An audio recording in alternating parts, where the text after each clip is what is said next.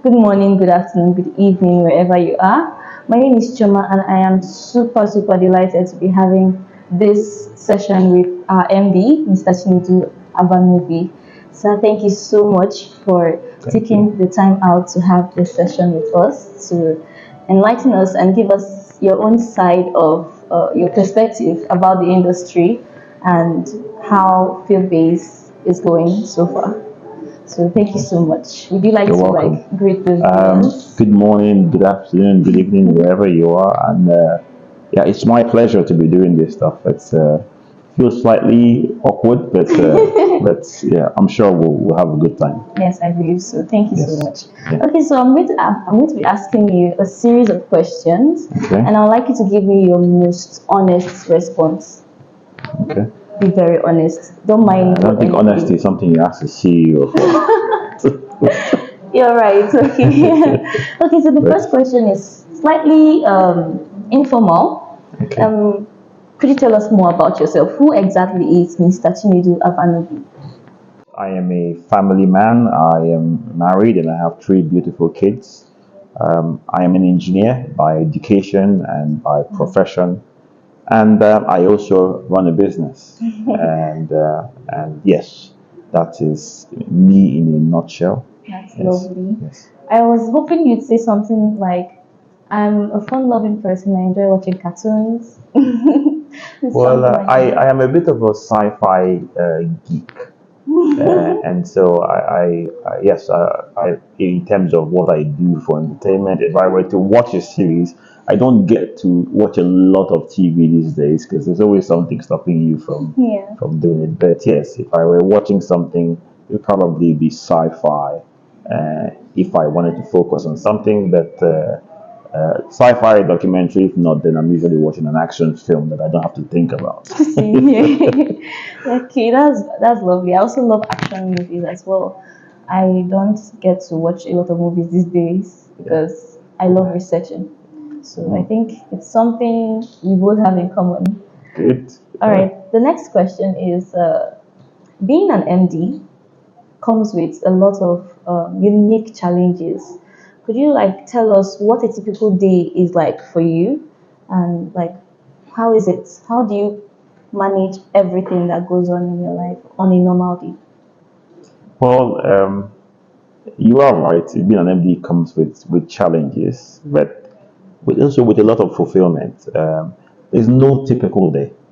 Some days you wake up and if you make the mistake of looking at your phone, there's usually something that's going wrong, and because sometimes people like myself, I'm obsessed about customer experience. I'm very protective of the company culture. So when I do see things, it's difficult to switch off until I have solved them. So that comes with some level of frustration and wanting to solve problems and things like that. So if you're solving a difficult problem, it can be a bit, frustrating and challenging. But when you do eventually do solve it, it does give you a lot of fulfillment. Most CEOs are usually doing something for a purpose, and every time you solve a problem, it is kind of drawing you closer to that purpose or giving you that sense of meaning that you are doing something. So yes, it's a mix. There is some challenges, there's some sense of fulfillment from that as well. And it's a good mix. So you're more like a results oriented person. You love. You have to be. You have to be. Usually, trying to drive a business forward is trying to achieve certain results.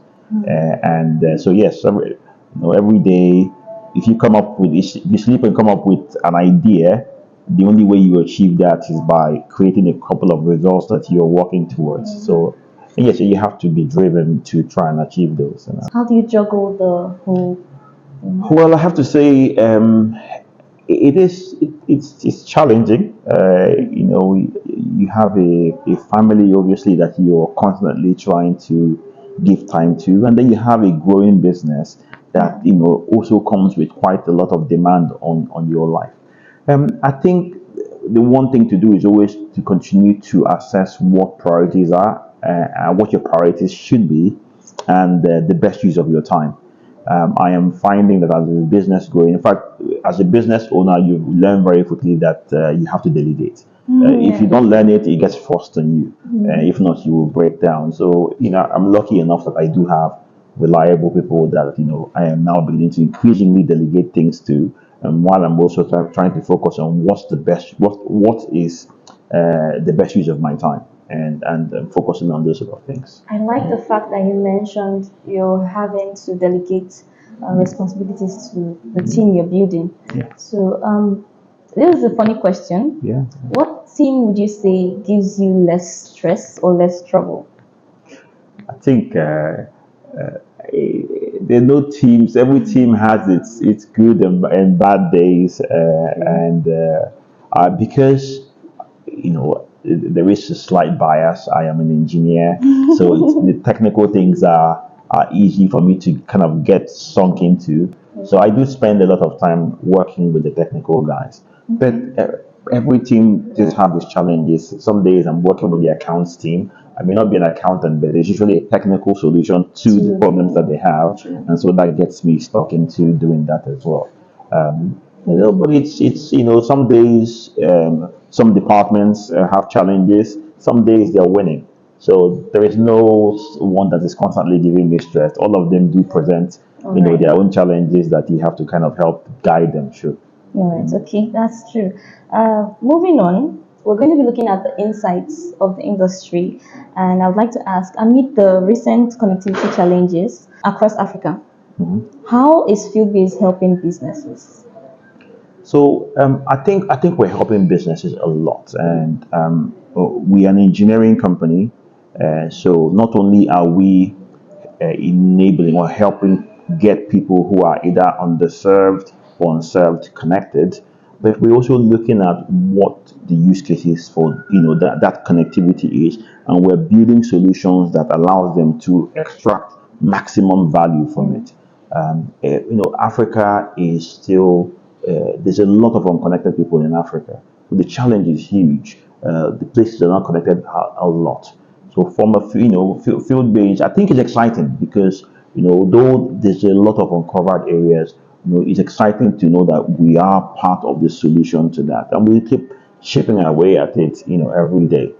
But it's very, very rewarding to see some of the use cases that we do find, whether it's in education, whether it's in medicine, or whether it's in financial inclusion, whatever. There's so many different use cases, and I think technology such as Starlink is helping that, because where the limits of terrestrial communication exist, Starlink goes further, goes beyond that, and so your imagination there's no limit to your imagination around what you can do. Yes, yeah, you can connect anywhere, and if you can connect anywhere, then you can start providing all sorts of other different solutions to those locations. Yeah, true.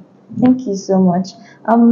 This other question is it's kind of like on the two spectrums of your business, the maritime and the enterprise sector. So how is digital transformation impacting the maritime industry, and is that any different from the enterprise sector as well of your business? There are some differences. I mean, the use cases are sometimes different, but there's also a lot of similarities. So by connecting or offering a ship between 100 and 220 Mbps as Starlink can offer, you can do so much. You can then begin to connect remote engines. You can improve crew welfare offshore. You can provide surveillance, real life surveillance, where people couldn't see what's happening offshore before. They could do that these days. You can provide remote assistance, so if you had a fleet of vessels, you could have one expert at the office supporting those vessels, whether it's by VR or just by video calls. So again, there's a lot of applications. In the enterprise space, the applications even then open up, because there's so many use cases, from surveillance to telemedicine, to extending what banks can do to remote locations. There's so much.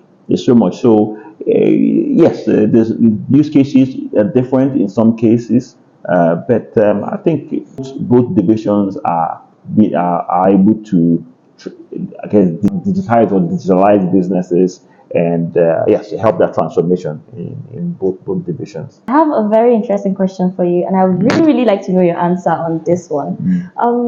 Do you have a favorite Afrobeat artist? And if yes, why exactly is that person your favorite?